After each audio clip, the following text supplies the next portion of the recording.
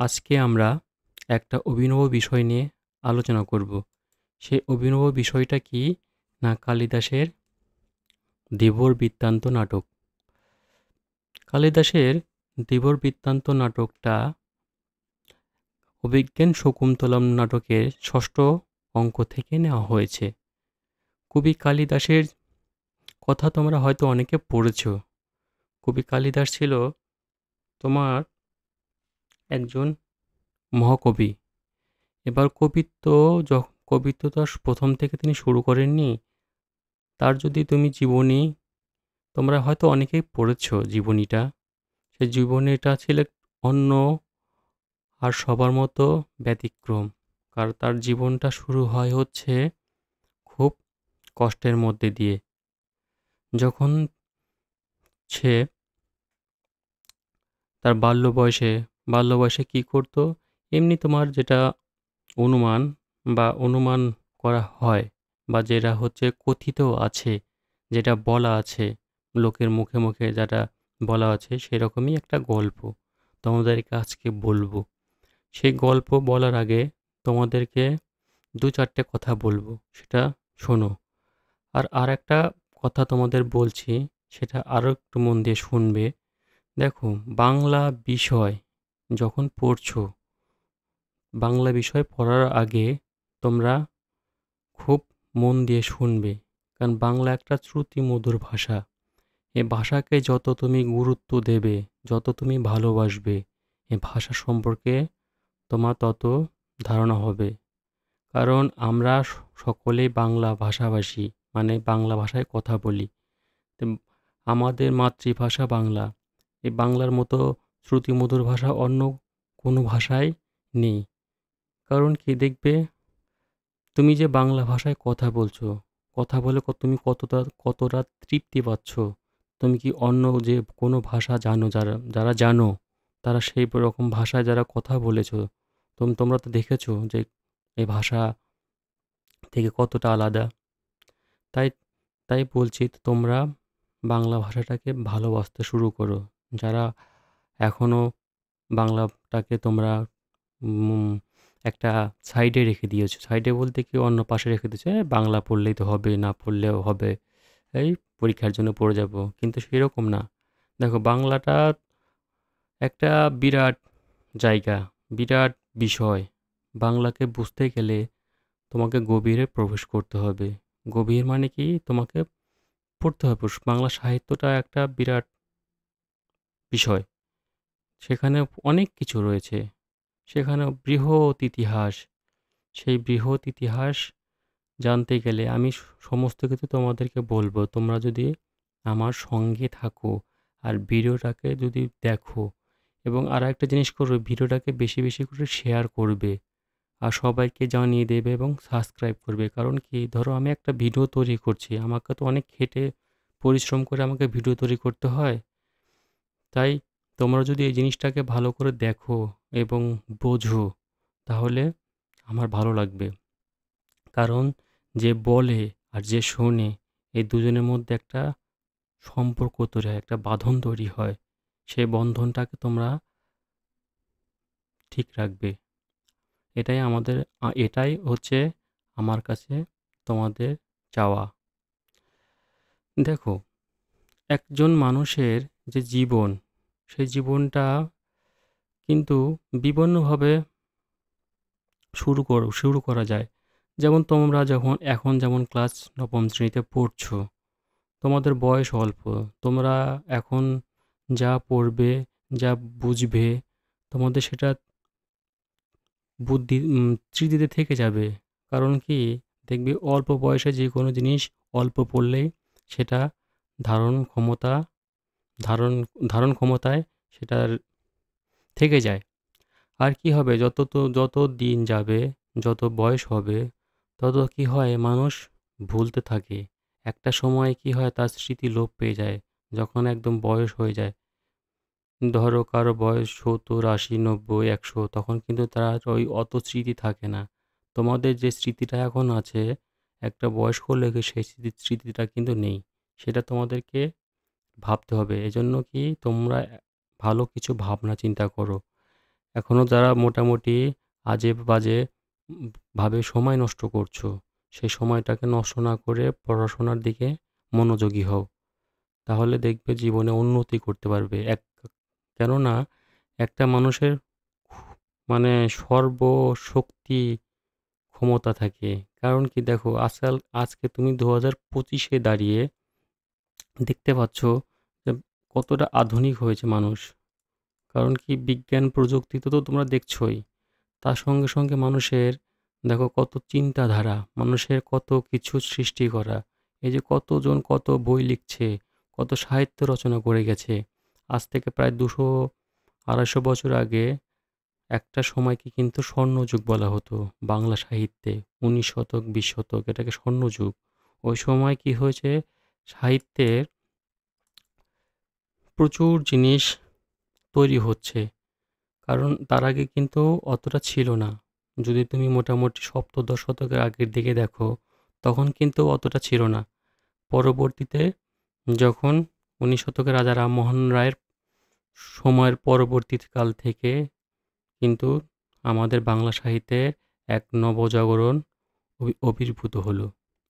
সেই সময় থেকে বাংলা সাহিত্যে প্রচুর কিছু লেখা হয়। সেখান থেকে আমরা কিন্তু বহু ইতিহাস জানতে পারি বাংলা সাহিত্যের। বাংলা সাহিত্যে কত কিছু তৈরি হয়। বহুত কিছু নাটক, গল্প, উপন্যাস, প্রবন্ধ, কবিতা, গান আরও অনেক কিছু অনেক কিছু রয়েছে। প্রভৃতি নিয়েই কিন্তু একটা বিরাট সাহিত্য রচনা সৃষ্টি হয়, সম্ভার তৈরি হয়। যেমন রয়েছে ইংরেজি সাহিত্যে, যেমন রয়েছে তোমার হিন্দি সাহিত্যে। প্রত্যেকটা সাহিত্যে কিন্তু এরকম সাহিত্যর বিরাট একটা ইতিহাস থাকে। কিন্তু দেখবে আমাদের বাংলা সাহিত্যে যদি দেখো, আমাদের বাংলা সাহিত্যে কিন্তু বিপুল পরিমাণে কিন্তু রয়েছে। কারণ আমাদের বাঙালির যে শক্তি, সেই শক্তি কিন্তু অনেকটা বেশি। কারণ কি বাঙালি ভালো ভাবতে পারে, ভালো কিছু করতে পারে। কারণ তাদের মধ্যে সততা এবং স্থিতিশীল বুদ্ধি, ধীর ধী ধীরময় স্থিতিশীল এবং তার মধ্যে হচ্ছে কোনো কিছু করার তাদের কোনো মানে বহির্ভূত ভাবনা চিন্তা তো আছেই। কিন্তু তার সঙ্গে, সঙ্গে কি যে তাকে কোনো একটা নতুন কিছু সৃষ্টি করতে হবে। তারা কোনো ঝামেলা কিংবা তারা কোনো যুদ্ধ এসব জিনিস পছন্দ করে না। আমাদের বাঙালি জাতির মধ্যে এটা কি যে আমরা এক যেকোনো জিনিস শান্তিপ্রিয়ভাবে থাকতে পছন্দ করি। ঠিক আছে? নিয়ে এটা হচ্ছে একটা তোমাদের একটা ছোট একটা ধারণা দিয়ে রাখলাম। কিন্তু দেখো, একটা মানুষের জীবন কিন্তু এরকমভাবেই শুরু হয়। আর যে জিনিসটা আজকে আমরা আলোচনা করব সেটা হচ্ছে যে 'ধীবর বৃত্তান্ত' কিন্তু একটা নাটক। নাটকটা কি? নাটকটা তোমরা তো হয়তো অনেকেই জানো, নাটক দেখেছো। তোমরা যেরকম এখন অনেকে যারা যেমন সিরিয়াল দেখো, সিরিয়ালের নাটক একরকম আর এই সমস্ত ধরো যার যেগুলো অভিনয় হয় মঞ্চে, সেই নাটক কিন্তু আলাদা ধরনের। দুটো কিন্তু একসঙ্গে মিলিয়ে ফেলবে না। কারণ দুটো অন্যরকম। একটা হচ্ছে তুমি যদি কোনো সময় থিয়েটারে দেখো নাটক, অভিনয়, তাহলে দেখতে পাবে সেখানে তুমি সরাসরি অভিনয় দেখতে পাচ্ছ। আর আমরা কি করি না টিভির পর্দায় দেখতে পাই যে সেখানে কি হচ্ছে যে বিভিন্নভাবে তাদেরকে এডিটিং করে কথা হয়তো আগে হচ্ছে কিংবা অভিনয় সেটা পরে হচ্ছে এরকম একটা জিনিস থেকে যায়। সেটা মূল বিষয় নয়। এবার চলো মেইন হচ্ছে কালিদাসকে নিয়ে আমরা কিছুটা আলোচনা করি। কারণ কবি কালিদাস এমন একটা মানুষ ছিলেন যে তার জীবন বৃত্তান্ত অন্য মানুষের থেকে অন্য সাহিত্য লেখকের থেকে আলাদা। কারণ তিনি যখন তার বয়স মোটামুটি ধরো ১৮ থেকে ২৫ এর মধ্যে, সে সময় কি হয়, সে সময় কি তার অল্প বয়সে বিয়ে হয়। বিয়ে বলতে এক রাজকন্যার সঙ্গে। সেটা একটা মানে একটা গল্প। গল্পটা এমনই যে সে কখনো ভাবেনি যে আমার রাজকন্যার সঙ্গে বিবাহ হবে। কোনো একটা কারণবশত যেটা হয়েছিল যে তার রাজকন্যার সঙ্গে বিবাহ হয়েছিল। সেই রাজকন্যা কি করে যে তার পরিচয় পায়। তার পরিচয় কি যে তিনি ছিলেন খুব বোকা এবং মূর্খ। সে লেখাপড়া জানতো না। তার জন্য কি করেছিলেন? তার স্ত্রী তাকে অপমান করেছিলেন। অপমান করে তাকে বের করে দেওয়া হয়। তার স্ত্রী ছিল হচ্ছে বিদুষী বিদ্যাপতি। তাকে বাড়ি থেকে বের করে দেয়। তখন কি করে সে কালিদাস কোনো পথ খুঁজে না পেয়ে যে আমি এত মূর্খ, আমার মধ্যে কোনো জ্ঞান নেই, তাহলে আমি এই জীবন রেখে কি করব? এরকম চিন্তা যখন তার মধ্যে ছিল, তখন সে ভাবলো যে না, এই জীবন উম থাকার থেকে না থাকাই ভালো। তখন সে আত্মহত্যা করতে যায়। কিন্তু সে সময় কি হয় না, তখন তিনি দেবী সরস্বতীর দেখা পায় এবং দেবী সরস্বতী তাকে কি করে? তাকে বর দেয়। কি যে না, তুমি সবথেকে বড়, পৃথিবীর মধ্যে একটা সময় তুমি সবথেকে বড় কবি হবে। তোমার নাম সবাই মনে রাখবে। দেখো আজ কিন্তু সেটাই হয়েছে। আজ থেকে প্রায় মনে করো প্রায় ১৭০০ বছর আগেকার কথা আমি বলছি। কারণ কবি কালিদাস ৩০০ থেকে মোটামুটি ৩৬৮র মধ্যে তার জন্ম মৃত্যু হয়। ওই সময় তার হচ্ছে জীবনীকাল। তার জীবনীকালটা হচ্ছে এই সময়। দেখো আজ থেকে ১৭ বছর আগে কবি কালিদাস তার যে কৃতিত্বের পরিচয় দিয়েছেন, আজ ১৭ বছর ধরেও মানুষ এখনো মনে রাখছে। মনে রাখছে কি আজও, পরবর্তী সময়েও মনে রাখবে। যতদিন পৃথিবী বেঁচে থাকবে ততদিন কবি কালিদাসকে মানুষ তার হৃদয়ে স্থান দিয়ে রাখবে। তাই দেখো একটা মানুষের মধ্যে কি শক্তি, সেটা হচ্ছে কবি কালিদাস দেখিয়ে দিয়েছেন। তারপরে কি হলো? তারপরে কি তোমার হচ্ছে যখন দেবী সরস্বতীর কাছে বর প্রাপ্ত হলো, তখন বর পেয়ে তিনি কি করলেন? এক পণ্ডিতের কাছ থেকে তিনি তার বিদ্যা শিখলেন এবং বিদ্যা শিখে দেখো পরবর্তীতে তিনি এত গ্রন্থ রচনা করলেন। তার মধ্যে ৭টা ছিল হচ্ছে কাব্য, বিখ্যাত কাব্য ৭টা, এবং তার ৩টি হচ্ছে, ৩টি না তার হচ্ছে তোমার আম ২টি হচ্ছে তোমার আখ্যান কাব্য, আর ৩টি হচ্ছে তোমার নাটক। এই ৩টি নাটকের মধ্যে আজকে যেটা আমরা পড়ছি ধীবর বৃত্তান্ত, তারই একটা অংশ হচ্ছে ধীবর বৃত্তান্ত। সেটা কি না, অভিজ্ঞান শকুন্তলম। অভিজ্ঞান শকুন্তলমেরই অংশ, ষষ্ঠ অঙ্কের, মানে ছোট্ট একটা অংশ কিন্তু আজকে আমরা পড়ব। সেই ছোট্ট অংশ অভিজ্ঞান শকুন্তলম অনেকটা বড় নাটক। নয়নাগত তোমার ৭টা খণ্ডের নাটক। সেই খণ্ডেরই ধরো দুটো দুটো দুটো পাতা, দুটো পেজের উপরে আজকে আমরা মানে যে দুটো পেজ, যে পাতার যে বৃত্তান্ত রয়েছে, সেটাই কিন্তু নবম শ্রেণীর পাঠ্যে তুলে ধরা হয়েছে। তোমরা যে এখানে যে ছবিটা দেখছো, এই ছবিটা হচ্ছে, এখানে হচ্ছে অভিজ্ঞান শকুন্তলম। এই যে ইনি যে ছবিটা দেওয়া আছে, ইনি যে অভিজ্ঞান শকুন্তলম আর তার প্রিয় দুই সখী। তার প্রিয় দুই সখী, তারা কি করছে না, তারা হচ্ছে তপবনে বসে রাজা দুষ্মন্তের চিন্তায় মগ্ন হয়ে আছে। কেননা রাজা শকুন্তলা দেবীর বিবাহ হয় এক রাজার সঙ্গে। সেই রাজার নাম ছিল কি? রাজা দুষ্মন্ত। রাজা দুষ্মন্তর সঙ্গে তার বিবাহ হয়। এবার আমরা এবার ধরো কালিদাসের কিছু বিষয় নিয়ে আলোচনা করি। দেখো কালিদাস হচ্ছে কি, যে কালিদাস হচ্ছে ধ্রুপদী সংস্কৃত ভাষার এক বিশেষ কবি এবং নাট্যকার। এবং উইলিয়াম শেক্সপিয়রের নাম আমরা অনেকে শুনেছি। সেই রকম যে একজন নামকরা যে নাট্যকার ছিলেন, তার মতোই কবি কালিদাসও কিন্তু সেই রকমই একজন খ্যাতিমান কবি। তিনি ছিলেন নাট্যকার। আমাদের কবি কালিদাস হচ্ছে নাটক, আখ্যান কাব্য এবং কবি এই ৩ টে বিষয়ে কাব্য বিষয়ে ৩ টি বিষয়ে তিনি কিন্তু পাণ্ডিত্য। এই যে ছবিটা দেখতে পাচ্ছ এটা ধরো একটা আঁকা ছবি। সে আঁকা ছবিতে তোমাদেরকে একটু বোঝানোর জন্য এখানে এটাকে আমি তুলে ধরেছি। তিনি ছিলেন কি প্রাচীন যুগের কবি। যে সময়টার কথা বললাম যে ৩০০ থেকে ৩৬৭ সেই সময়টা হচ্ছে প্রাচীন যুগ। আর আজ হচ্ছে আধুনিক যুগ। যে সময় দাঁড়িয়ে আমি ভিডিও তোমাদেরকে বলছি সেটা হচ্ছে আধুনিক যুগ। তাহলে দেখো যুগ হয় ৩ টে। একটা হচ্ছে প্রাচীন, মধ্য এবং আধুনিক। আধুনিক জীবনের আধুনিক যুগের বিবর্তন তো তুমি দেখতেই পাচ্ছ কতটা পরিবর্তন হয়েছে। আর প্রাচীন যুগের সময়টা যদি ভাবো তাহলে তোমরা অবশ্যই বুঝতে পারবে। কারণ তখন খুব কম সংখ্যা মানুষ, খুব সংখ্যায় অনেক কম ছিল। তখন তো এখনকার মতো অত জনসংখ্যা ছিল না, আর অত তখন সুবিধাও ছিল না।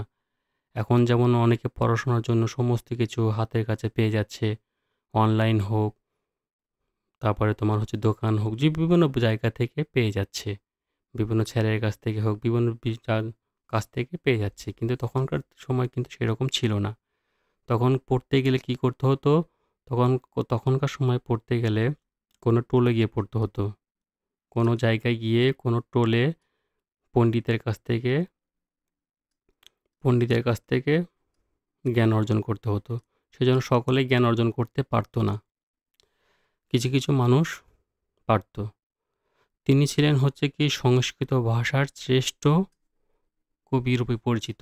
তার জীবন কাহিনী সম্পর্কে যে তথ্য কিন্তু সেরকম নির্ভরযোগ্য তথ্য পাওয়া যায় না। যেগুলো পাওয়া যায় সেগুলো হচ্ছে অনুমান করা, কিংবা ধরো তখনকার সময় যে মানুষজন ছিল তাদের ক্রমবর্তন যে লেখা, কিংবা যেরকম ধরো মুখে মুখে, আগে তো শ্রুতিবিদ্যা ছিল, মানুষ আগে মুখে মুখে বলতো। লিখে রাখা তথ্য এগুলো সেরকম ছিল না। খুবই খ্যাতিসম্পন্ন লোকে, খ্যাতি যারা ছিল তাদের জিনিসগুলো এখন আমরা পাই। তাছাড়া সেরকম ছিল না। যেমন কবি কালিদাসের এত খ্যাতি অর্জন করেছিল দেখে তার কিন্তু লেখাগুলো এখনও রয়েছে। কিন্তু যারা ধরো খুব ছোটোখাটো ছিলেন, মানে ছোটোখাটো জীবনী আছে, হয়তো একটা দুটোই করেছেন, সেরকম লেখা কিন্তু এখন খুব কমই পাওয়া যায়। তাই কবি কালিদাস সে সময়ে তিনি দুটি মত প্রচলিত ছিল। সে সময় তার সময়ে কিন্তু দুটি মত প্রচলিত ছিল। প্রথম মতে কি তিনি খ্রিস্টপূর্ব প্রথম শতকে বিদ্যমান ছিলেন। তার মালব মালবিকাগ্নিমিত্রম নাটকের নায়ক অগ্নিমিত্র ছিলেন শুঙ্গ বংশীয় রাজা। তার দেখবে মালবিকাগ্নিমিত্রম যে নাটকটা রয়েছে, সে নাটকের রাজা কিন্তু শুঙ্গী বংশ, যার শাসনকাল ছিল ১৮৫ থেকে ৪৮ অব্দ। অপর মতে তার সময়কাল খ্রিস্টীয় ৪র্থ থেকে ৬ষ্ঠ শতকের মধ্যে। দেখো ৪র্থ থেকে ৬ষ্ঠ শতকের মধ্যে আমি যেটা বললাম সেটা কিন্তু দেখো এখন এটার সঙ্গে পুরো মিল খাচ্ছে। কারণ কি, সালটাকে কীভাবে করা হয়, যেমন এখন আমরা অবস্থান করছি ২০২৫ সাল। তাহলে আমরা এটাকে কি বলবো? এটাকে বলবো একবিংশ শতাব্দী। একবিংশ শতাব্দী, বুঝতে পেরেছো? এরকমভাবে শতাব্দী করা হয়। তাহলে ৪র্থ শতাব্দী মানে কি, তখন সাল হচ্ছে ৩০০ থেকে ৩৯৯টাকে বলা হয় হচ্ছে ৪র্থ শতাব্দী। ৪র্থ থেকে ৬ষ্ঠ শতকের মধ্যে তার সময়কালটা ছিল। তার নাটক থেকে আমরা কিন্তু এই জিনিসটা বুঝতে পারি। দেখো তিনি হচ্ছে রাজা বিক্রমাদিত্য নামে পরিচিত গুপ্ত সম্রাট দ্বিতীয় চন্দ্রগুপ্তের সভাকবি হিসাবে তার খ্যাতি সমধিক। কালিদাসের বহু রচনায় দ্বিতীয় চন্দ্রগুপ্তের রাজ্য রাজা রাজ্য মানে কি, তখনকার রাজধানী ছিল হচ্ছে উজ্জয়িনী, এবং রাজসভার উল্লেখ পাওয়া যায়।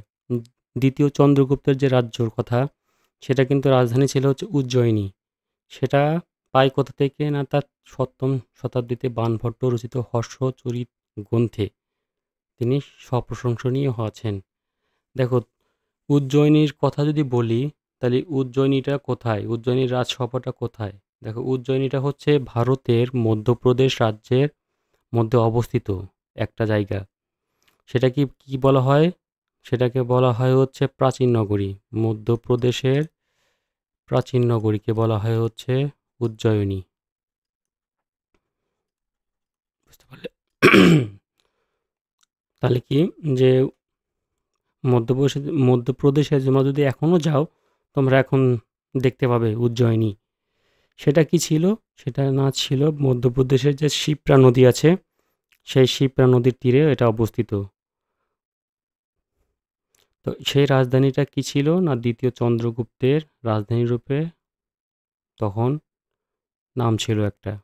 এখনও সেগুলো পুরনো পুরনো কিছু জিনিসগুলো আছে, তোমরা এখনও দেখতে পারবে। যেমন রামঘাট, যে রামঘাটটা রয়েছে সেটা হচ্ছে উজ্জয়িনী, সেটা উজ্জয়িনীতে অবস্থান।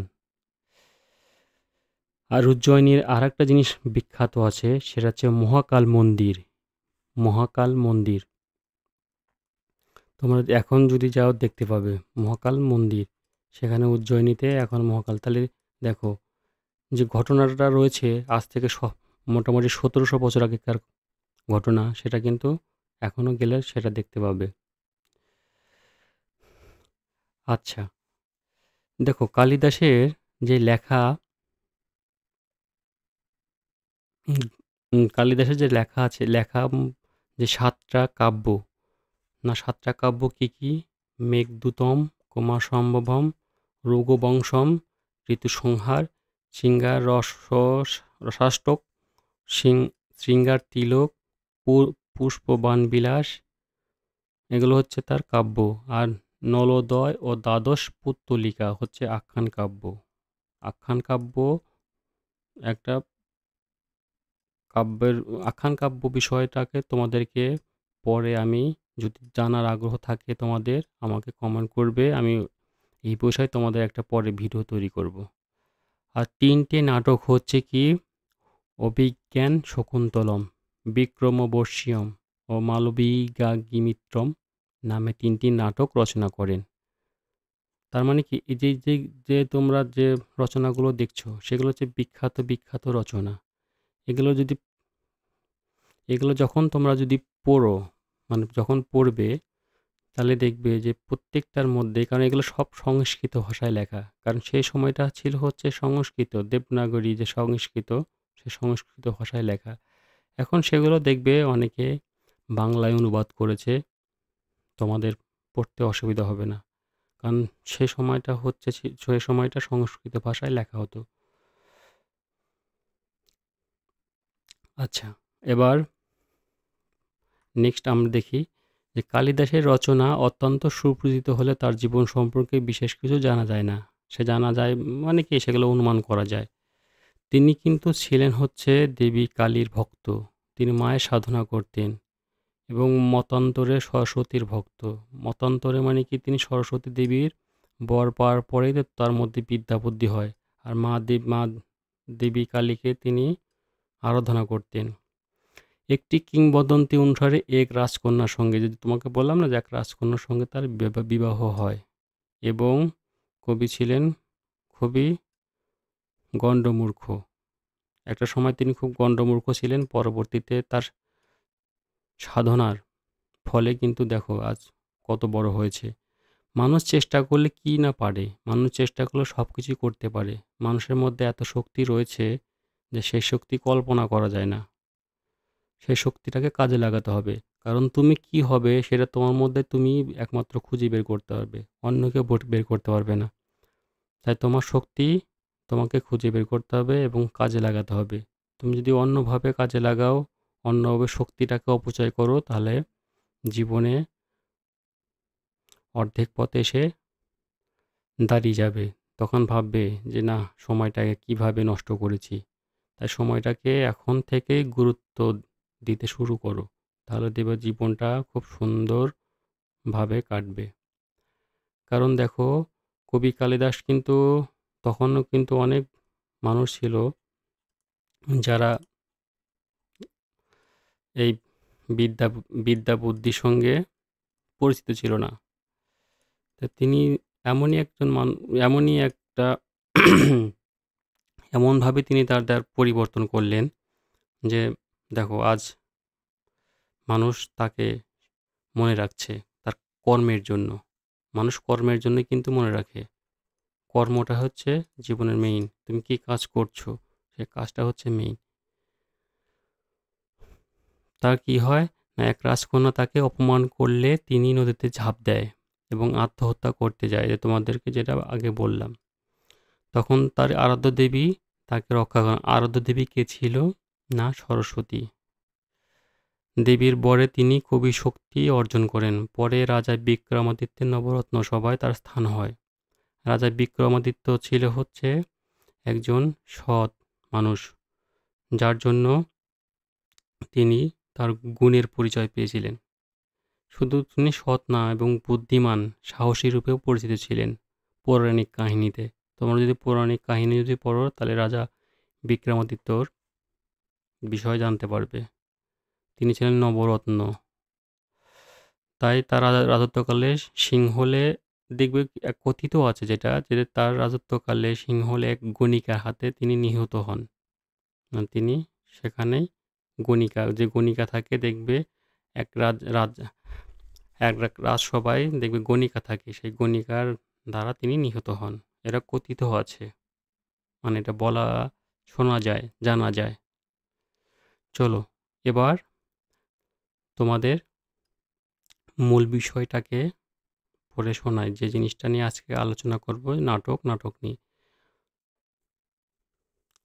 দেখো এখানে যে নাটকে বলছে যে মহর্ষি কর্ণের তপবনে তার অনুপস্থিতিতে শকুন্তলাকে বিয়ে করে রাজা দুষ্মন্ত রাজধানীতে ফিরে যায়।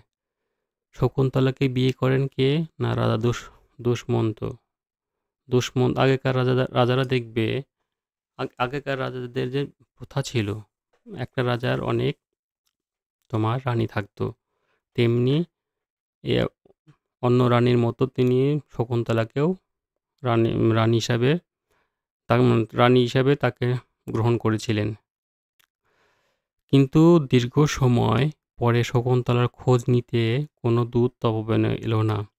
স্বামীর চিন্তায় যখন শকুন্তলা অন্নমনা, তখন তপবনে এলেন ঋষি দুর্বাসা। ঋষি দুর্বাসা কে আর মহর্ষি কর্ণ কে? এটা তোমাদের একটু সংক্ষিপ্ত করে বলি। মহর্ষি কর্ণ হচ্ছে সংসার বিভক্ত, মানে সংসার বিভক্ত মানে কি, যে সংসার থেকে বহির্ভূত চিরকুমার ঋষি। দেখবে যারা সাধনা করে, যারা ঋষি কিংবা যারা সন্ন্যাস হয়, তারা কিন্তু ঘর ছেড়ে সমস্ত কর্ম থেকে বিচ্যুত হয়ে তারা কি করে? সাধনা করে। তারা সাধনার দ্বারা তার পথ তিনি খুঁজে পান। তেমনি মহর্ষি কর্ণ সেরকম একজন ছিলেন। তিনি কি তপবনে তার আশ্রম ছিল, সেই আশ্রমে তিনি শকুন্তলাকে লালন পালন করেন। তার অনুপস্থিতিতে কি হয়? রাজা দুষ্মন্ত শকুন্তলাকে দেখে তার ভালো লাগে এবং তাকে বিয়ে করে। বিয়ে করে কি করে না, রাজা দুষ্মন্ত রাজধানীতে ফিরে যায়। তার রাজসভায় তিনি ফিরে যান এবং সে সময় কি হয় না, শকুন্তলা স্বামী চিন্তায় মগ্ন হয়ে থাকেন তপবনে। তপবন কি? তপবন হচ্ছে ধরো একটা বনে, সেই আশ্রম, সেইখানে তোমরা যে প্রথম যে ছবিটা দেখলে, সেটা একটা তপবনেরই অংশ। সেই অংশে ধরো বসে তিনি কি করছেন না, তিনি চিন্তা করছেন, স্বামী চিন্তা করছেন। তোমাদের ছবিটা একটু দেখায়, দেখলে বুঝতে পারবে। এই যে এখানে তিনি তার আশ্রমে বসে তিনি স্বামী চিন্তা করছেন। আর সে সময় কি ঋষি দুর্বাসা, দেখো এখানে একটা চিত্র বলতে কি, একটা অঙ্কিত চিত্র এখানে দেখানো হচ্ছে। তো সেখানে কি করেছে না, ঋষি দুর্বাসা সেই মুহূর্তে আসেন। তিনি অন্যমনস্কা, তাই তিনি তাই তাই শকুন্তলা বুঝতে পারেন না যে ঋষি দুর্বাসা এসেছেন। ঋষি দুর্বাসা হচ্ছে কি? ঋষি দুর্বাসা হচ্ছে ঋষি দুর্বাসা হচ্ছে হিন্দু পুরাণ অনুসারে, যদি ঋষি দুর্বাসার কথা আমরা জানি, তিনি ছিলেন একজন প্রাচীন ঋষি। তিনি ছিলেন অত্র মুনি ও অনসূয়ার দেবীর সন্তান। প্রাচীন পুরাণে তার ক্রোধের জন্য তিনি বিখ্যাত। যদি প্রাচীন পুরাণ তোমরা যদি দেখো, দেখবে যে ওখানে ঋষি দুর্বাসা ক্রোধের জন্য তিনি বিখ্যাত। ক্রোধ মানে হচ্ছে কি, যে এক মানুষের আছে না, যে ক্রোধে সব কিছু ভস্ম করে দেয়, ঠিক ঠিক তিনি এরকম ক্রোধে অভিশাপ দিতেন। কোনো কিছুতে অল্পতে তিনি জ্বলে উঠতেন, ভয়ঙ্কর হয়ে উঠতেন, এরকম ব্যাপার। তাই তিনি ক্রোধের জন্য খুব বিখ্যাত হয়েছিলেন। তাই কি করেছে, সে সময় তোমার ঋষি দুর্বাসা সেখানে আসেন এবং তাকে অভিশাপ দিলেন। যার চিন্তায় সে মগ্ন সেই ব্যক্তি শকুন্তলাকে ভুলে যাবে। তিনি কি অভিশাপ দিলেন? না, অভিশাপ দিলেন হচ্ছে যে শকুন্তলা যার চিন্তা করছে, কার চিন্তা করছে? তিনি হচ্ছে রাজা দুষ্মন্ত চিন্তা করছে। সেই দুষ্মন্ত কি করবে না, শকুন্তলাকে ভুলে যাবেন। সেই অভিশাপ ঋষি দুর্বাসা শকুন্তলাকে দিলেন। তারপরে কি হলো দেখো, শেষ পর্যন্ত এটা কিন্তু একটা ঘটনা ঘটেছে, এটা একটা ঘটনা ঘটেছে। তারপরে কি হয়, শেষ পর্যন্ত সখী প্রিয়ংবদার অনুরোধে ঋষি বললেন যে এই অভিশাপ যদি কাটাতে হয়, বা সাপ যদি কাটাতে হয়, অভিশাপ, সাপ মানে অভিশাপ, অভিশাপ যদি কাটাতে হয় তাহলে কি করতে হবে, যে কোনো নিদর্শন দেখাতে হবে। কোনো নিদর্শন বলতে কি, সেই নিদর্শনটা হচ্ছে যে রাজধানীর উদ্দেশ্যে বিদায় গ্রহণের সময় শকুন্তলাকে যে আংটি পরিয়ে দিয়েছিলেন, সখীরা মনে করলেন যে সেই আংটি হবে ভবিষ্যতে স্মারক চিহ্ন। আর ঋষি দুর্বাসা কি বললেন, যে যদি তিনি সেই আংটিটা দেখাতে পারেন, সেই আংটিটা দেখাতে পারলে তাহলে তার শাপ মুক্ত হবে, মানে অভিশাপ কেটে যাবে। মহর্ষি কোনো তীর্থ থেকে ফিরে, কারণ মহর্ষি কোনো তীর্থযাত্রা করেন, তীর্থ থেকে ফিরে এসে শকুন্তলাকে প্রতিগৃহে পাঠানোর আয়োজন করলেন।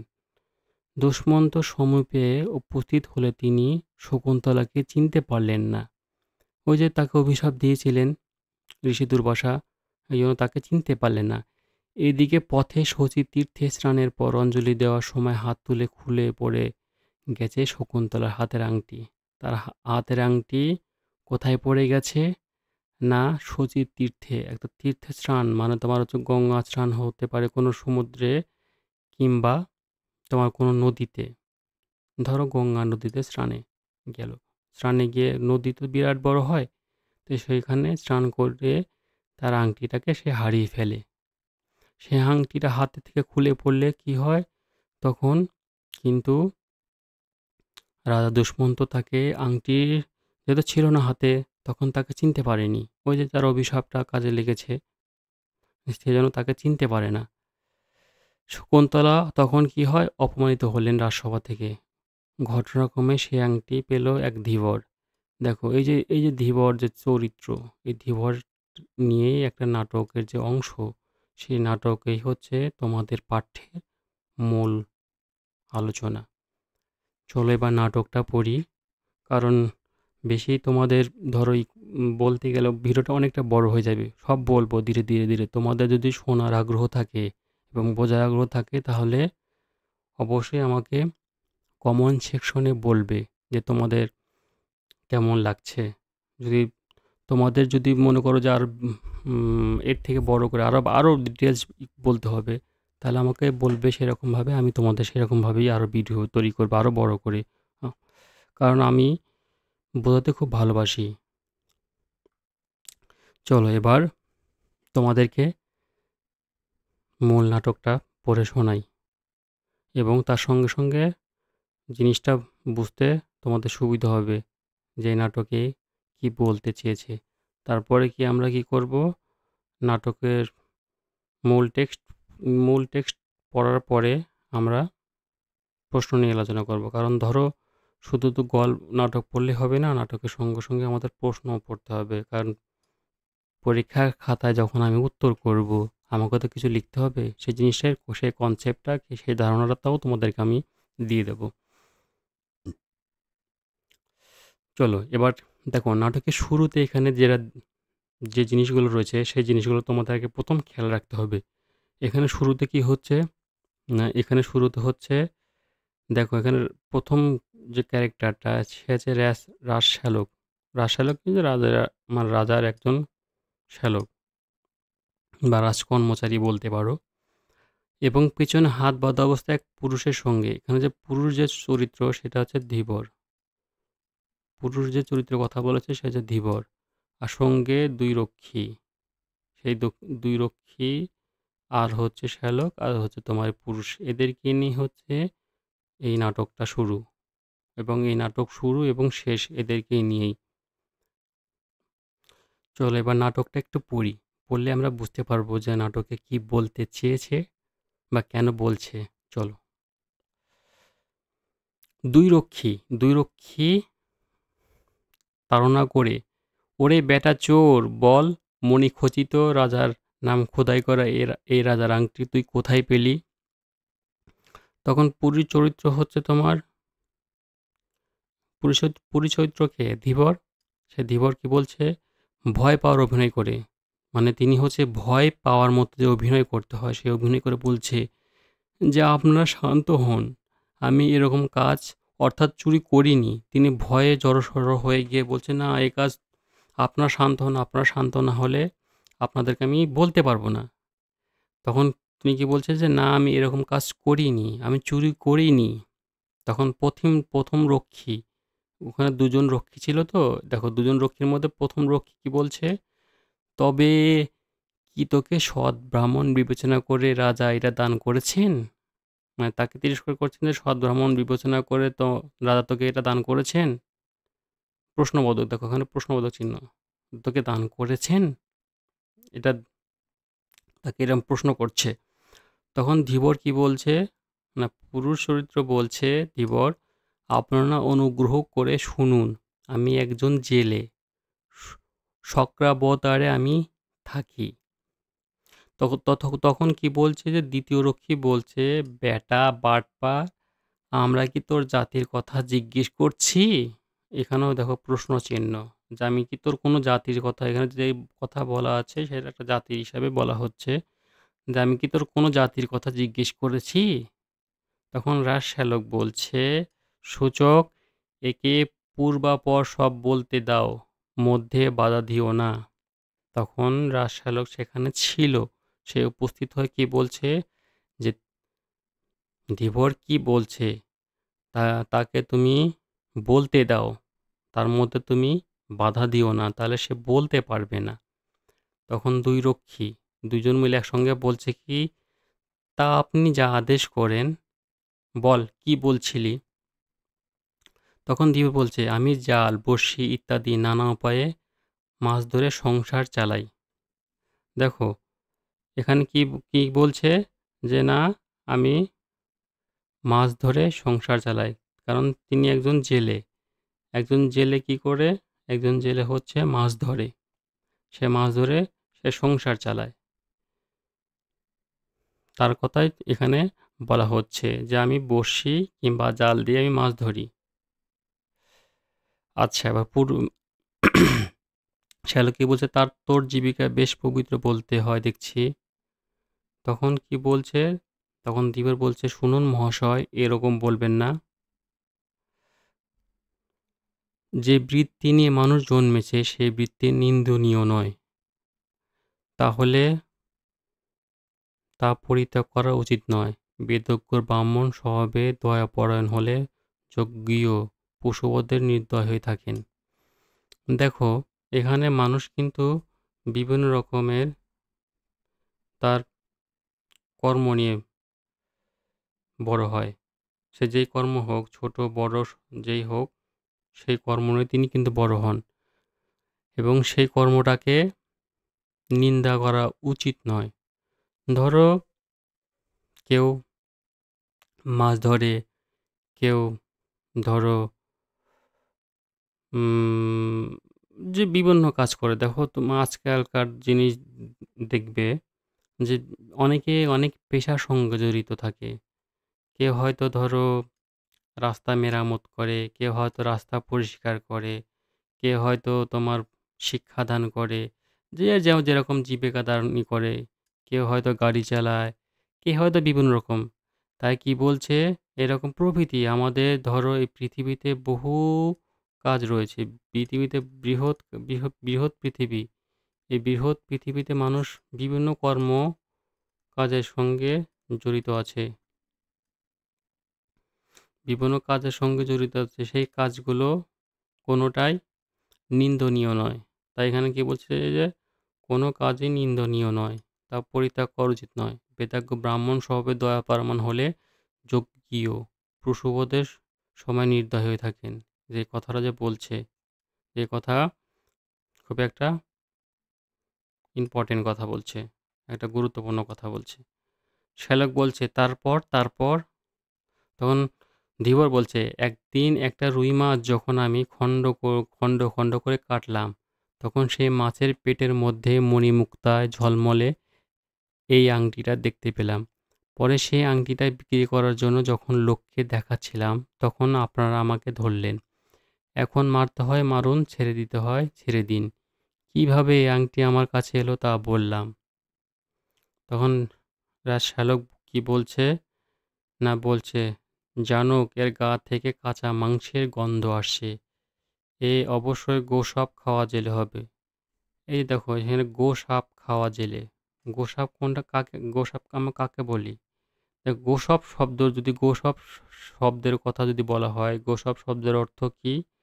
যে প্রকৃতপক্ষে সাপ নয়, যে প্রকৃতপক্ষে সাপ নয়। গুইসাপ তো তোমরা অনেক শুনে দেখেছো, মানে সাপের মতো দেখতে নয়। মানে গুইসাপের দেখেছো তো মোটামুটি, যারা গ্রামগঞ্জে যেখানে থাকো, কারণ আজকাল শহরে এই জিনিসটা দেখা যায় না, গ্রামের দিকে এটা দেখা যায়। তো গোসাপ জাতীয়। তো এটা টিকটিকি গোত্রীয় প্রাণী, টিকটিকির মতো প্রাণী। মানে হচ্ছে তোমার টিকটিকি তো দেখেছো কেমন করে তোমার হচ্ছে দেওয়াল বেয়ে উপরের দিকে ওঠে, ঠিক এরকম গোত্রীয় প্রাণী। এরা বড়সড় টিকটিকির মতো দেখতে, সাপের মতো দ্বিখণ্ডিত এবং জীব সম্পন্ন সরীসৃপ প্রাণী। এদেরকে বলা হয় গোসাপ। অর্থাৎ এই যে নামটা দেখছো, এটা কোথা থেকে এসছে? গদিঘা থেকে। গধিকা, গদিকা থেকে এসে হচ্ছে তোমার গোসাপ। সেই গোসাপ খাওয়া জেলে হবে। যে টিকটিকি কি, টিকটিকি তো সব ধরনের খাবার খায়, সেরকম জাতীয় এই শব্দের সঙ্গে এটাকে তুলনা করা হচ্ছে। এই জাতীয় জিনিসের সঙ্গে তাকে তুলনা করা হচ্ছে যে এই সেই খাওয়া জেলে, গোসাপ খাওয়া জেলে হবে। তবে আংটি পাওয়ার ব্যাপারে যা বলল তা একবার অনুসন্ধান করে দেখতে হবে। সুতরাং রাজবাড়িতে যাই। তখন কি করছে না, দুই রক্ষী, তবে তাই হোক, চলে গাট কাটা। এবার কি হলো, মঞ্চে সবাই গিয়ে চললেন। এটা তো ধরো একটা মঞ্চস্থ হচ্ছে, কোনো এক মঞ্চে এটা অভিনয় হচ্ছে। তখন কি হলো, সবাই এগিয়ে চললেন। রাজশালক বলছে, সূচক ধরো ওই তোমার হচ্ছে যে রক্ষী আছে, তার একজন নাম হচ্ছে সূচক, একজনের নাম হচ্ছে সূচক। তাকে ডাকলেন যে, সূচক সদর দরজায় সাবধানে এ চোরকে নিয়ে অপেক্ষা কর। ইতিমধ্যে এই আংটি কিভাবে পাওয়া গেল সেসব বিষয়ে মহারাজকে নিবেদন করে তার আদেশ নিয়ে আমি ফিরছি। আচ্ছা, চলো। তখন দুই রক্ষী করল, আপনি প্রবেশ করুন মহারাজ, এই সংবাদ শুনে খুব খুশি হবেন। তখন কি বললেন যে আপনি প্রবেশ করুন মহারাজ, এই সংবাদ শুনে খুব খুশি হবেন। তখন প্রথম রক্ষী কি বলছে, আমাদের প্রভুর দেখি খুব বিলম্ব হচ্ছে। দ্বিতীয় রক্ষী বলছে, আরে বাবা, অবসর বুঝে তবে না রাজার কাছে যাওয়া যায়।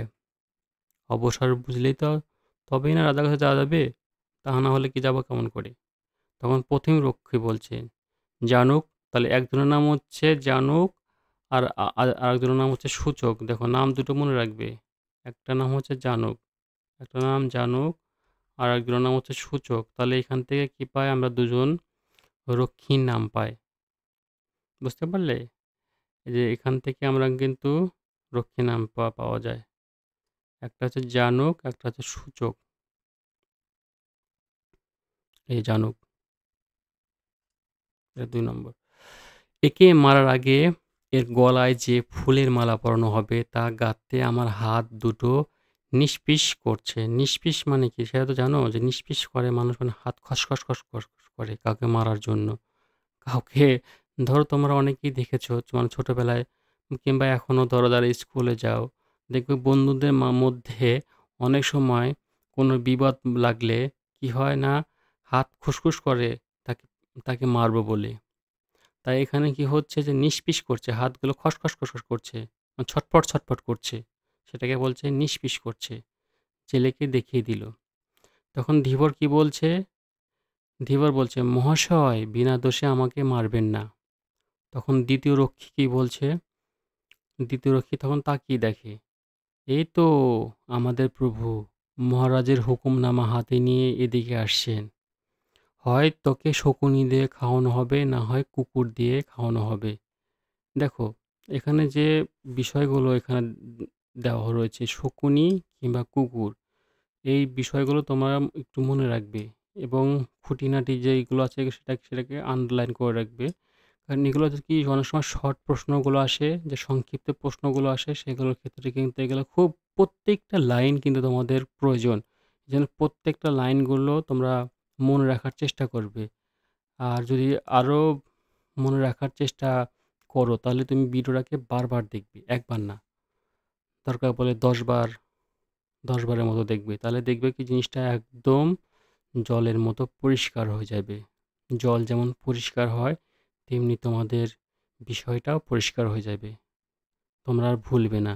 এরকম প্রতিটা বিষয় তোমাদেরকে মনে রাখতে হবে, খুঁটিনাটি। এবার কি বলছে না, তাকে শকুনি এবং কুকুর দিয়ে খাওয়ানো হবে। তখন রাজশ্যালকের প্রবেশ। রাজশ্যালক কি করেছিল? রাজশ্যালক হচ্ছে রাজাকে ডাকতে গিয়েছিল। তখন তিনি আবার মঞ্চে প্রবেশ করলেন। তখন শ্যালক কি বলছে? সূচক, এই জেলেকে ছেড়ে ছেড়ে দাও। এই আংটি পাওয়ার ব্যাপারে এ যা বলছে তা সব সত্যি বলে প্রমাণিত হয়েছে। তখন সূচক কি বলছে? তা প্রভু যা আদেশ করেন। দ্বিতীয় রক্ষী এই জেলে যমের বাড়ি গিয়ে আবার ফিরে এলো। দেখো, এই দ্বিতীয় রক্ষী কি বলছে? দ্বিতীয় রক্ষী বলছে যে এই জেলে, জেলে মানে কে? জেলে মানে হচ্ছে ধীবর, যে তিনি যমের বাড়ি মানে তার তার জন্য যে যে প্ল্যানগুলো তারা করছিল, তারা সেই প্ল্যানগুলো পুরোপুরি মানে সেই প্ল্যানগুলো তার কোনো কাজে লাগলো না। এই যে তারা বলল না যে তাকে মরার আগে ফুলের মালা গড়া দিতে হবে, কিংবা তাকে শকুনি দিয়ে খাওয়াবে, কিংবা তাকে কুকুর দিয়ে খাওয়ানো হবে। এই যে চিন্তা ভাবনা করছিল, সেই চিন্তা ভাবনা কি হলো না, তিনি যমের বাড়ি থেকে গিয়ে আবার ফিরে এলেন। জেলের তখন কি করলো? তখন হচ্ছে তোমার ধীবরের হাতের বাঁধন খুলে দিল। তখন কি করলো? তখন রাজশ্যালক বলছে, তখন না, তার আগে কি হচ্ছে, পুরুষ শ্যালককে প্রণাম করে, রাজশ্যালককে প্রণাম করে, তাকে প্রণাম করলো যে আপনি আমার এই রায় মানে আমাকে হাতের বাঁধন খুলে দিলেন। তাই তাকে সম্মান জানিয়ে তাকে প্রণাম করলেন। প্রভু, আজ আমার সংসার চলবে কিভাবে? প্রশ্ন করছে যে প্রভু, রাজশ্যালককে কি বলছে যে প্রভু, আজ আমার সংসার চলবে কিভাবে? তখন রাজশ্যালক বলছে, মহারাজ আংটির মূল্য সমান পরিমাণ এই অর্থ খুশি হয়ে তোমাকে দিয়েছেন। জেলেকে তখন টাকা দিলেন। তখন কি করলো না, যে আংটির যে মূল্য সেই পরিমাণ অর্থ জেলেকে দিল। তাতে কি হলো কি, যে যে যে আংটিটা বিক্রি করার জন্য তিনি যে বাজারে নিয়ে এসেছিলেন, যে হয়তো বিক্রি করে তার সংসার, কারণ একজন জেলের জীবন দেখবে কতটা আর হচ্ছে মানে তোমার সচ্ছল্য, অত সচ্ছল্য নয়। ওই দিন আনা দিন খাওয়া জীবন। সেই জীবনে ধরো একটু কোনো কিছু বেশি কিছু জিনিস ধরো হাতে আসলে মানুষের একটু উপকার হয়। তেমনি তিনি একটা ধরো এরকম অনেকে অনেক কিছু পায় না? যে ধরো অনেকে গুপ্তধন পাচ্ছে। পেলে কি হয় তার জীবনের মোড়টা ঘুরে যায়। তেমনি তিনি একটা সামান্য আংটি পেয়েছিলেন। সেই আংটি থেকে ভেবেছিলেন যে কিছু পয়সা তার বেশি, মানে তার কিছু পয়সা এক্সট্রা ইনকাম হবে। মানে উপরিউক্ত কিছু টাকা ইনকাম হবে। সেই ভেবে তিনি বাজারে গিয়ে সেটাকে বিক্রি করতে গিয়েছিলেন। কিন্তু পরবর্তীতে তোমরা যে গল্পটা নাটকটা দেখ পড়ছো, তা সেখানে দেখতে পারলে যে সে কিভাবে আংটি বিক্রি করতে গিয়ে ধরা পড়ল। তাই কি করলো মহারাজ, মানে রাজা খুশি হয়ে সেই আংটির যা মূল্য, সেই মূল্যের টাকা তাকে দিলেন। তখন পুরুষ প্রণাম করে বলছে, পুরুষ মানে ধীবর প্রণাম করে বলছেন, প্রভু অনুগৃহীত হলাম। সত্যি মানে তার কাছে উপকৃত হলো। সূচক বলছে, এ কি যা তা অনুগ্রহ, এই যে শুল থেকে নামিয়ে একেবারে হাতির পিঠে চড়িয়ে দেওয়া হলো। দেখো তাদের মধ্যে যে রক্ষী, ধরো প্রথম রক্ষী কি বলছে, সূচক যে রক্ষী সে কি বলছে যে একদম শুল থেকে, শুল শুল মানে বুঝতে পারছো তো, আগেকার দিনে যে শুলে চড়িয়ে দিত মানুষের অন্যায় করলে, শুলে চড়িয়ে দিত, সেই শুল থেকে নামিয়ে হাতির পিঠে একদম চড়িয়ে দেওয়া হতো। তার মানে এখানে যে কথাগুলো বলছে যে একদম সত্যি, মানে এখানে একটা হাস্যরসের মতো তৈরি করছে যে তাকে একদম শুল থেকে নামিয়ে একদম হাতির পিঠে। হাতির পিঠে মানে কি? যে উম যে তাকে হাতির পিঠে চড়িয়ে দেওয়া হলো। ওদের দেখবে যে এরা একটা ধরনের উপহাস করা। যে শুল থেকে মানুষকে তাকে অন্যায় মানে চুরি করেছিল, তার চুরির দায়ে তাকে শুলে বসাবে। সেরকম কল্পনায় ২ রক্ষী করেছিল। কিন্তু সেইটা কি না করে তাকে যেন একদম হাতির পিঠে চড়ানো হলো। এটা একটা তোমার উপহাস টাইপের কথা। উপহাস করা। যে একদম হাতির পিঠে চড়িয়ে দিল। ঘোড়ার পিঠে না, কোনো কিছু না, একদম হাতির পিঠে। মানে তাকে একদম স্বর্গরোহণ করা হলো, মানে স্বর্গে পাঠানো হলো, এরকম ব্যাপার। তখন জানক কি বলল? জানক হচ্ছে আরেক রক্ষী। সে রক্ষী কি বলছে, যে পরিমাণ পারিতোষিক দেখছি তাতে বোঝা যাচ্ছে সে আংটি রাজার খুব প্রিয় ছিল। পারিতোষিক মানে কি? যেটা হচ্ছে একদম পরিতুষ্টভাবে দেওয়া। পরিতুষ্টভাবে তুমি যদি কাউকে কোনো কিছু দাও তাকে বলা হয় পারিতোষিক।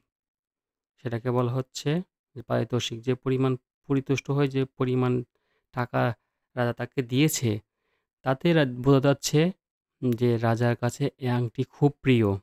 সেটা কে বলছে? এটা না, কে বলছে? তোমার জানুক। এই জিনিসটা, এইগুলো কিন্তু মনে রাখবে, লাইনগুলো একদম খুব মনে রাখবে। হয়তো তোমাকে এই লাইনটা তুলে দিয়ে বলল যে এটা কে বলেছেন, এ কথাটা কে বলেছেন। তখন তোমরা ধরো এরকম ৩-৪টে তোমার অপশন থাকবে। তখন তুমি যদি তোমার পড়া থাকে তাহলে তুমি অবশ্যই উত্তর করতে হবে যে এটা জানক বলেছিল। এবার রাজশালক কি বলছে, দামি রত্ন বসানো বলে আংটিটা রাজার কাছে মূল্যবান মনে হয়েছে এমনটা আমার মনে হয় না। সে আংটি দেখে মহারাজের কোনো প্রিয়জনের কথা মনে পড়েছে। স্বভাবত গম গম্ভীর প্রকৃতির হলেও মুহূর্তের জন্য রাজা বিহ্বলভাবে চেয়ে রইলেন।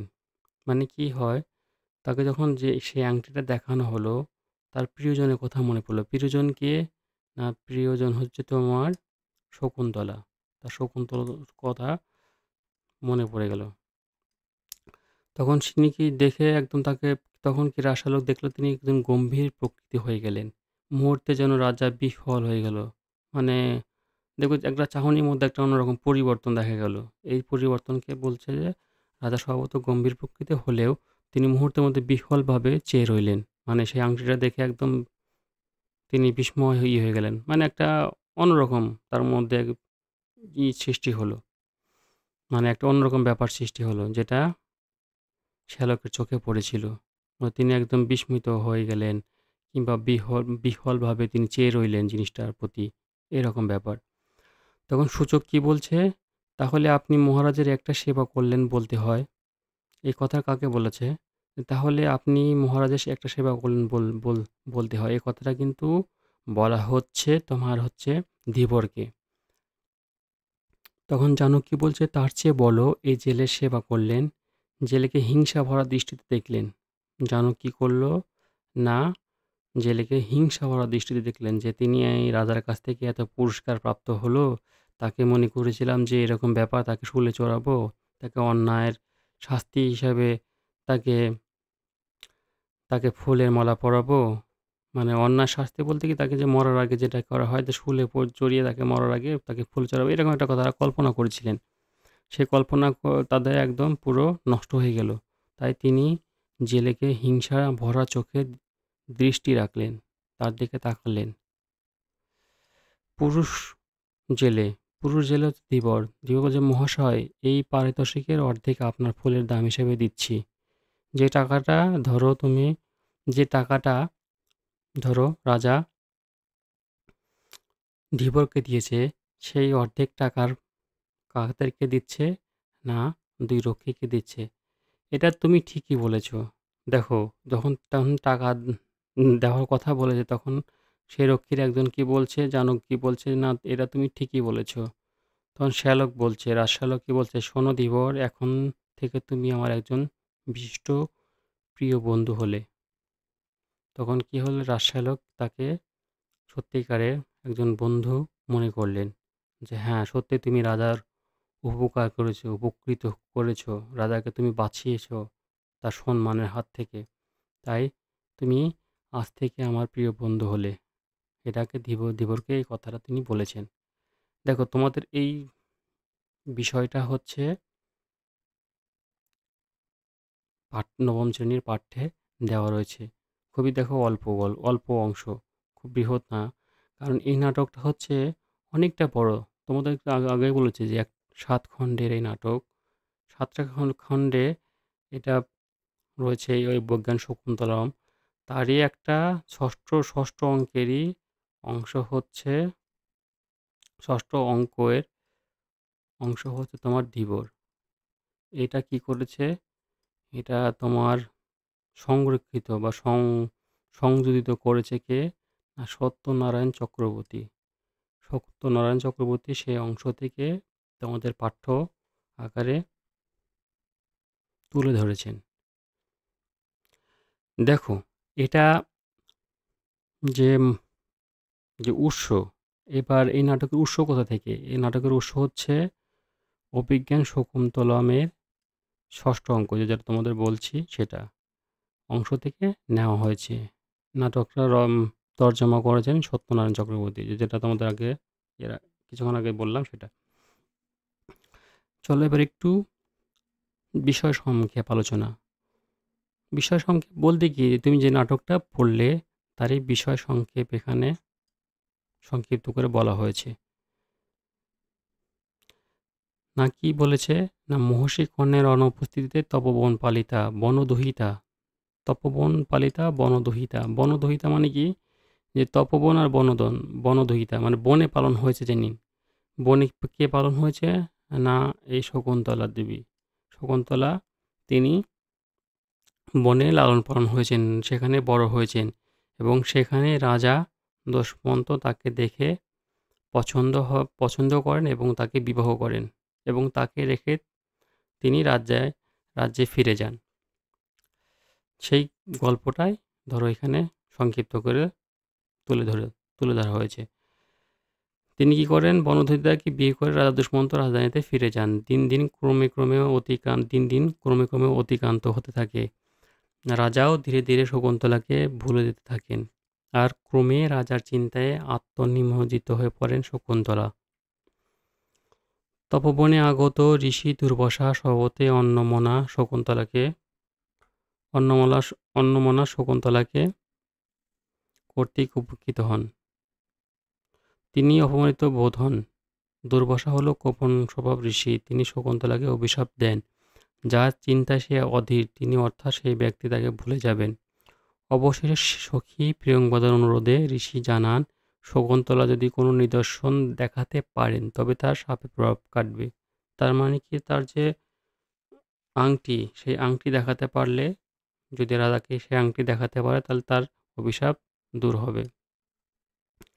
এই ক্ষেত্রে প্রদত্ত আংটি হলো একটা নিদর্শন, যা রাজা দুষ্মন্ত রাজধানীতে ফিরে যাবার সময় শকুন্তলাকে আঙ্গুলে পরিয়ে দিয়েছিলেন। মহর্ষি কর্ণের উদ্যোগে পতিগৃহে যাত্রাকালের পথে তিনি সচিত্রে স্নানের পর অঞ্জলি দেওয়ার সময় ও আংটিটা হাত থেকে খুলে পড়ে যায়।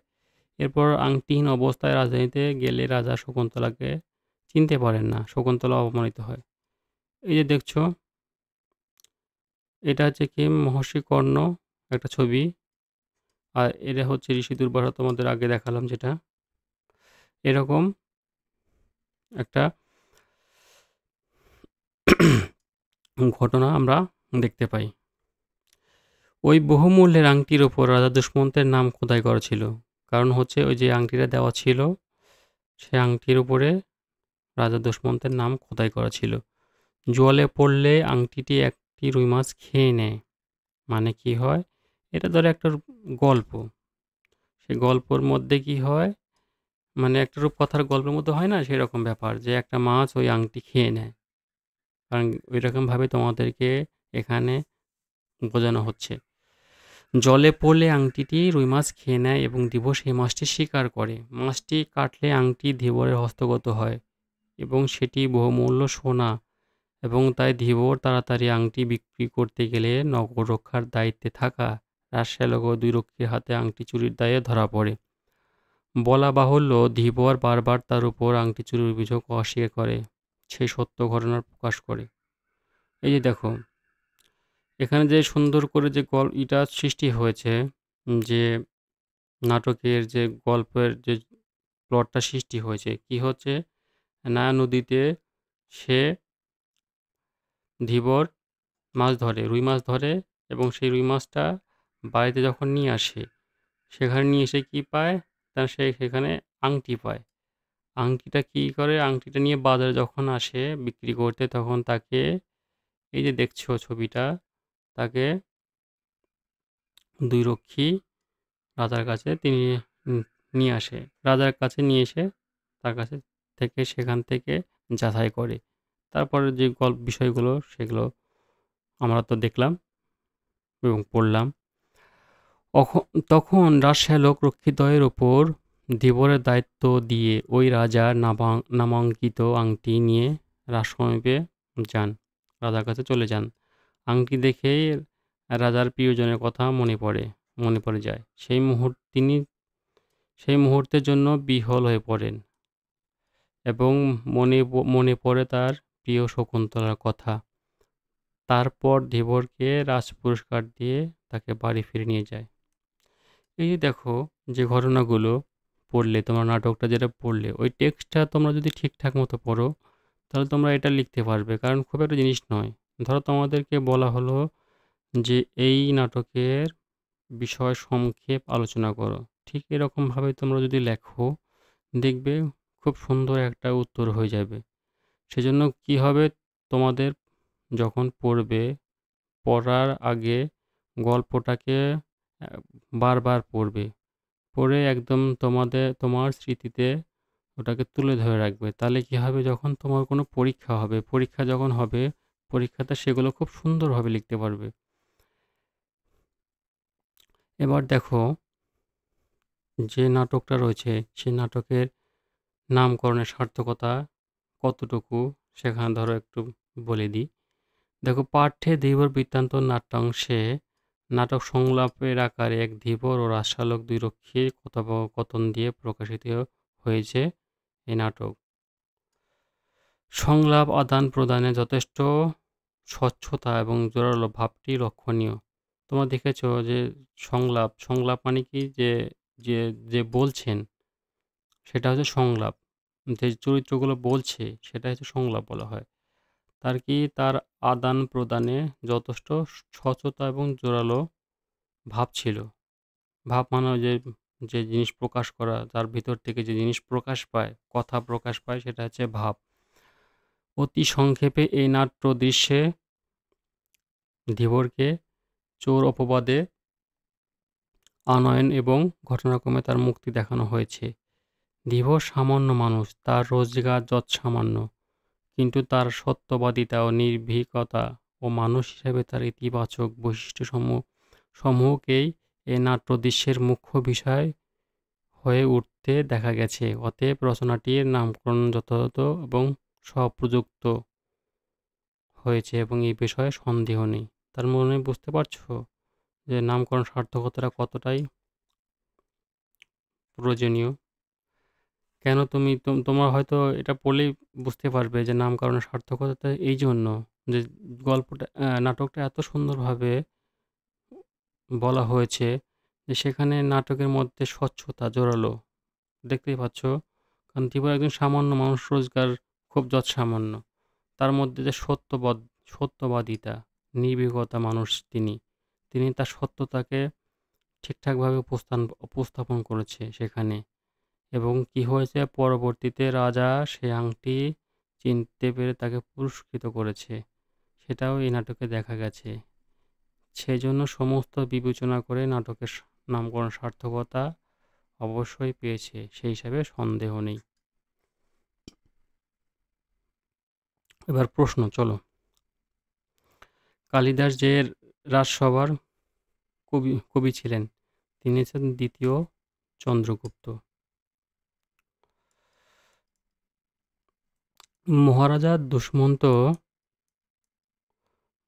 দুষ্মন্ত ছিলেন হচ্ছে তোমার সূর্যবংশীয়। মহারাজা দুষ্মন্ত ছিলেন হচ্ছে সূর্যবংশীয়। কি করলে শকুন্তলা সাপের প্রভাব কাটবে সেটা হচ্ছে তোমার কোনো নিদর্শন দেখাতে পারলে। দেখো এখানে 4টে অপশন আছে। এই 4টে অপশনের মধ্যে তোমাকে দেখতে হবে যে কোনটা এর মধ্যে উত্তর। সেই জিনিসটাকে তোমরা ওই যে টেক্সটটাকে পড়লে পরে উত্তরগুলো অবশ্যই বুঝতে পারবে। যেমন তোমরা যদি মোটামুটি কালিদাস সম্পর্কে যা পড়ো তাহলে তার স্বভাবকবিত্বর কথা জানতে পারবে। যে তোমাদেরকে যে জিনিসগুলো বললাম, যে জিনিসগুলো তোমাদেরকে প্রত্যেকটা বিষয় কিন্তু আমি খুঁটি খুঁটি করে তুলে ধরেছি যাতে তোমরা একদম প্রথম থেকে শেষ অবধি বুঝতে পারো।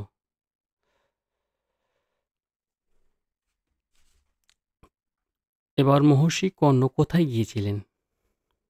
তিনি কোথায় গিয়েছিলেন? তিনি তীর্থযাত্রা করতে গিয়েছিলেন। দেখবে ওই পাঠ্যাংশে ওখানে লেখা আছে যে তিনি তীর্থে গিয়েছিলেন। 2 রক্ষীর নাম কি? যে তোমাদেরকে বললাম না, 2 রক্ষীর নাম হচ্ছে তোমার জানক ও সূচক। শুনুন মহাশয়, এরকম বললেন না, এরকম বললেন না, ওখানে হবে তোমার বলবেন না, এরকম বলবেন না, এরকম বলবেন না। কোন প্রসঙ্গে বক্তার এই উক্তি? এই উক্তিটা কখন করে? এই উক্তিটা করে হচ্ছে শ্যালক জীবিকা নিয়ে ব্যঙ্গ করছিল বলে। তোমরা পাঠ্যটা পড়লেই যদি পড়ো তাহলে বুঝতে পারবে যে এই উক্তিটা যখন জীবিকা নিয়ে ব্যঙ্গ করছিল যে তুমি একজন জেলে মানুষ, সেই যে জেলে মানুষের নিয়ে তুমি মাছ ধরো, সে মাছ ধরা নিয়ে তিনি ব্যঙ্গ করছিলেন। রাজশ্যালক সেই ব্যঙ্গটা করছিলেন। শ্যালক অনুমান করে কি ধবর? শ্যালক কি অনুমান করে? অনুমান করে যে সে হচ্ছে গোসব খাওয়া জেলে।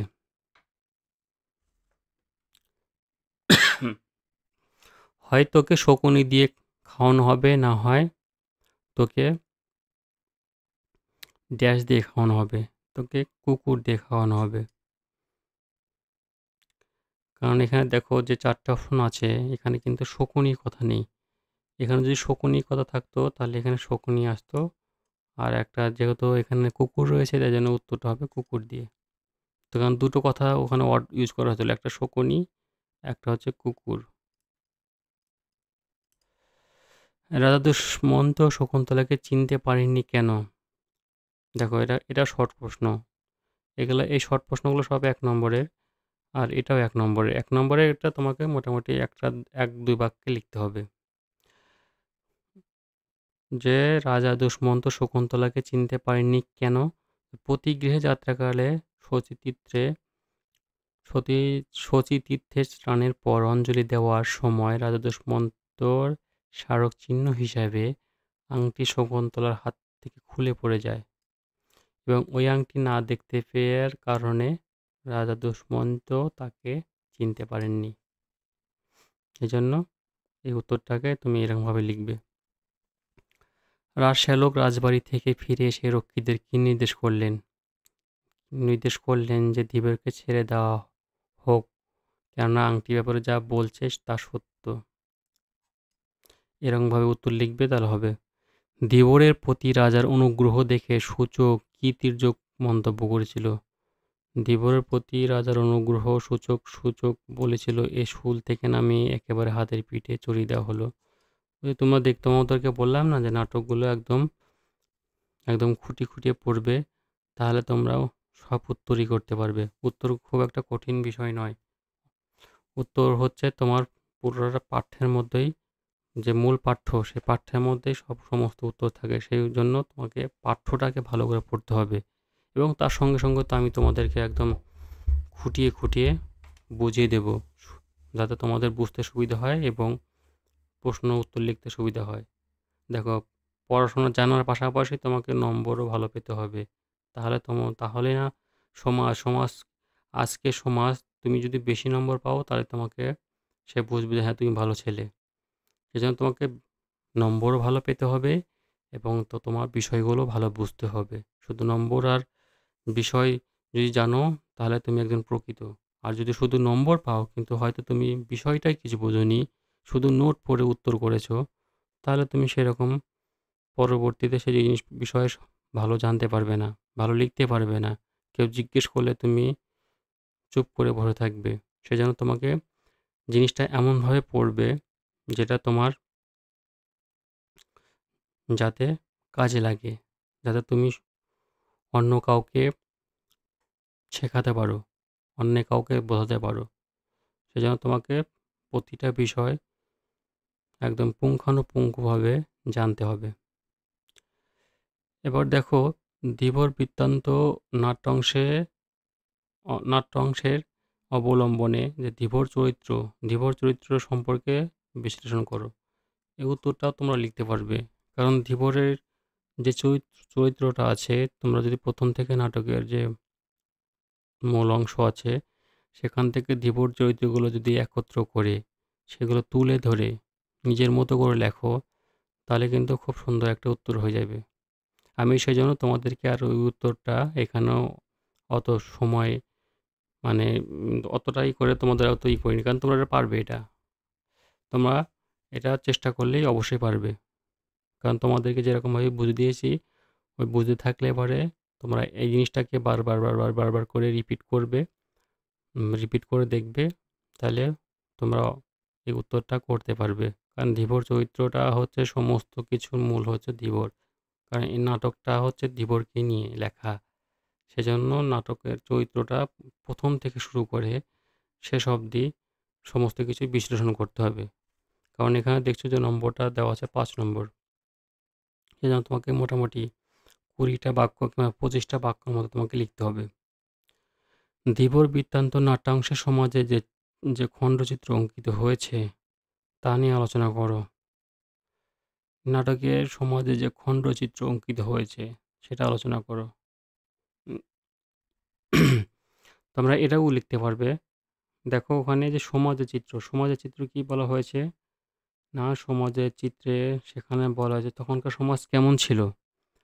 তখনকার সমাজে যে খণ্ডচিত্র বলা হচ্ছে যে, এই যে তুমি যদি নাটকটা পড়ো, তাহলে নাটকটা পড়লে কি দেখতে পাবে, দেখতে পাবো যে ওখানে সুবিখ্যাত যে কালিদাস, মহাকবি কালিদাস বৃত্তান্ত যে নাটকের যে ছবিটা এখানে ধরা পড়েছে, সেটা হচ্ছে সমাজের একটা দর্পণ। দর্পণ মানে কি? ছবি।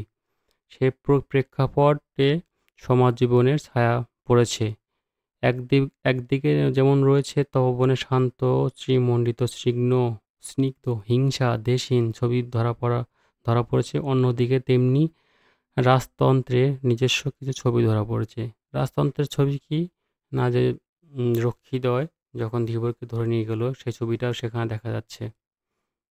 সেই ছবিগুলো এখানে তুলে ধরা হচ্ছে, এবং তারপর যে ঘটনাগুলো ঘটলো সেই ঘটনাকে একত্র করে সেই সমাজে যে চিত্রটা, তাকে ধরে নিয়ে আসলো, ধরে এসে তার যে বিচার, সমাজ তাকে কী বিচার করলো, সমাজ সমাজ বিচার করলো এই যে সে চুরি করেনি, তাকে চুরির না দায়ে তাকে কি করলো, তাকে রাজা তাকে পুরস্কার করলো।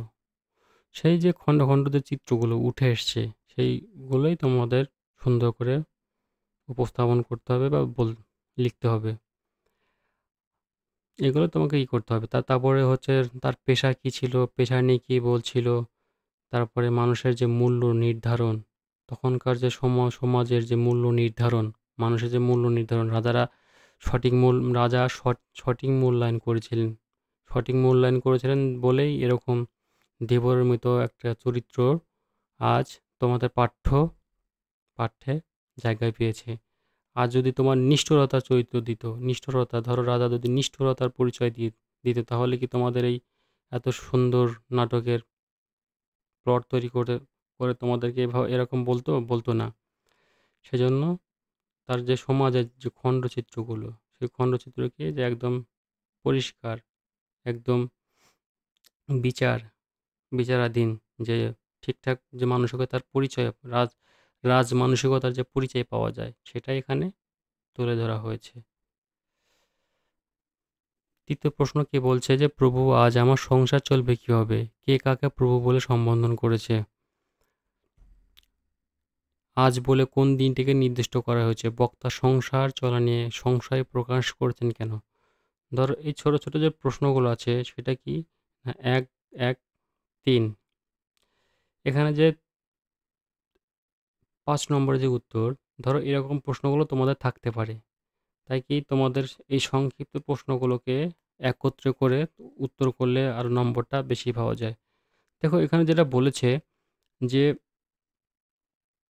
শর্ট করে যেটা বলেছে যে প্রভু আজ আমার সংসার চলবে কিভাবে, কে কাকে প্রভু বলেছেন। তার উত্তর যখন লিখবে তখন লিখবে কি, যে সংস্কৃত মহাকবি এবং নাট্যকার কালিদাসের ধীবর বৃত্তান্ত নাটক অনুবাদ অংশে চুরির দায়ে ধৃত ধীবর নগরখান নিযুক্ত রাজশালক তথা এবং তার আটককারীকে প্রভু বলেছেন। দেখবে যে তোমার নাটকের প্রথমের দিকে যেটা বললাম না যে প্রভু কাকে বলেছে, প্রভু বলা হচ্ছে রাজশালককে তিনি প্রভু বলেছেন। তাহলে ওটাকে লিখলে কি হবে, তবে সেখানে একটা নম্বর পাচ্ছ। কি কাকে প্রভু বলেছেন, তাহলে এখানে ধীবর রাজশালককে প্রভু বলেছেন। ধীবর এখানে ধীবর রাজশালককে প্রভু বলেছেন 1 নম্বর। এখানে আজ বলে কোন দিনটিকে নির্দিষ্ট করা হয়েছে, আজ বলে কোন দিন, মানে আজ কেন বলা হচ্ছে। এখানে আজ বলতে সেই বিশেষ দিনটিকে নির্দিষ্ট করা হয়েছে যেদিন তাকে বন্দী করা হয় এবং ঘটনাচক্রে রাজ নির্দেশে তার মুক্তি ঘটে। অর্থাৎ যেদিন তাকে বন্দী করে এবং রাজ নির্দেশে তাকে মুক্তি করা হয়, সেই দিনটার কথা বলা হয়েছে আজ বলে। আজ সেজন্য এখানে কথা বলা হয়েছে আজ, বলে দিনটাকে নির্দিষ্ট করা হয়েছে। এবার বক্তা সংসার চলা নিয়ে যে সংশয় প্রকাশ করেছেন কেন, ধরো এটা তোমাদের 3 নম্বর প্রশ্ন থাকতে পারে।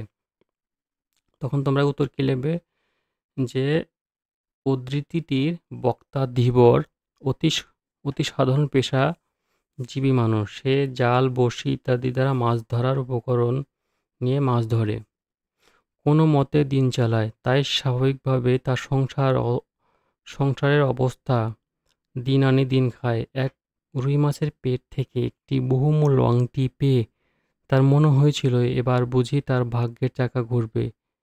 সেই মণিখচিত আংটি বিক্রির উদ্দেশ্যে লোককে দেখানোর সময় সে রাজশ্যালক এবং 2 রক্ষীর কাছে ধরা পড়ে বন্দী হয়ে রাজধানীতে আসে। তারপর পরবর্তী ঘটনাক্রমে তাকে কেবল নিচেষ্ট হয়েই থাকতে হয়। নিচেষ্ট মানে কি, তাকে তখন মাথা নিচু করে থাকতে হয় এবং হাত পা বাঁধা অবস্থায় নিজের রুজি রোজগারে তার সেদিনের মতো বন্ধ হয়ে যায়। অথচ এই প্রশ্ন তার কাছে বড় হয়ে ওঠে, সেদিন সে খাবে কি, কিভাবে তার সংসার চলবে। যখন ঘটনায় অনেক রকম অত্যাচার তার সইতে হলো এবং সে যখন মুক্তি পায়, তাকে তার ওই মুক্তি পাওয়ার জন্য তাকে অনেক অভিযোগ শুনতে হয়েছিল। কাদের কাছ থেকে শুনতে হয়েছিল, না ওরা রক্ষীর কাছ থেকে, রক্ষীর কাছ থেকে অনেক কটূক্তি কথা শুনতে ছিল, মানে কুটকুট কথা শুনতে হয়েছিল। কূটনীতিমূলক যে কথাগুলো সেগুলা শুনতে হয়েছিল। সেদিনকে খাদ্য সম্পর্কে অনিশ্চয়তার জন্য সবার আগে তার মনে হয়েছে সারাদিন কিছু খায়নি। তাই কি হয়েছে যে বক্তা সংসার চালানোর যে সংশয় প্রকাশ করেছেন যে তাকে যে এরকমভাবে ধরেছে, তিনি তখন তিনি এরকম ভেবেছিলেন যে আমাকে ধরেছে, তাহলে আমি আর আজকের মতো আমার সংসার হয়তো চলবে না, কি হবে, অচল হয়ে যাবে, এরকম ব্যাপার। তাই এখানে বক্তা সংসার চালানে প্রকাশ জানিয়েছেন। এরকমভাবে যদি লেখো তাহলে উত্তরটা তোমাদের খুব সুন্দর হবে। আচ্ছা, ঠিক আছে, মোটামুটি এরকমভাবেই উত্তর করলে মোটামুটি হয়ে যাবে। আর যে প্রশ্নই আসুক তোমরা উত্তর করতে পারবে। আমার যেগুলো তোমাদের কাছে গুরুত্বপূর্ণ প্রশ্ন বলে মনে হয়েছে সেগুলো তোমাদেরকে আলোচনা করছি। আর বাদবাকি যেগুলো আজ হবে সেগুলো তোমরা করতে পারবে। সেজন্য তার আগে কী করতে হবে, তোমাদেরকে বারবার বলছি যে টেক্সটটাকে তোমরা ভালো করে পড়ো, বারে বারে পড়ো। বারে বারে পড়লে, টেক্সটটাকে যদি বারে বারে পড়ো তাহলে তোমরা উত্তর করতে পারবে। আর এই ভিডিওটাকে বারবার দেখো, একবার যদি না দেখে বুঝতে পারো বারবার দেখো। দেখলে তোমাদের মনের যে ভীত সংশয় সেটা কেটে যাবে। কারণ মানুষ একবারে সব কিছু শিখতে পারে না, তাকে বারবার কোনো কিছু শিখতে গেলে তাকে বারবার পড়তে হয়।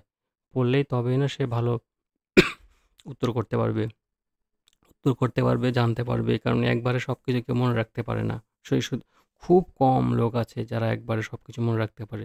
তা তোমাকে কি করতে হবে, বারবার পড়তে হবে। সবাইকে ধন্যবাদ এই ভিডিওটি দেখার জন্য। আর একটা তোমাদেরকে আমি বলি, দেখো তোমরা ভিডিওটা দেখছো, আমার প্রথম ভিডিও তো, তোমরা ভিডিওটাকে সবাইকে শেয়ার করবে। তোমাদের কাছে বারবার আমি অনুরোধ জানাই।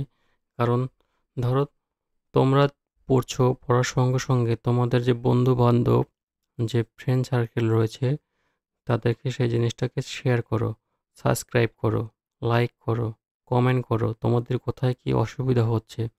তাহলে আমি সেভাবে পরবর্তী যে ভিডিও আছে তৈরি করতে আমার সুবিধা হবে। তোমরা কী ধরনের কনটেন্ট পছন্দ করো, কী রকম বিষয় পছন্দ করো, সেই জিনিসগুলোকে আমাকে অবশ্যই জানাবে। ধন্যবাদ। সবাই সুস্থ থাকো, ভালো থাকো।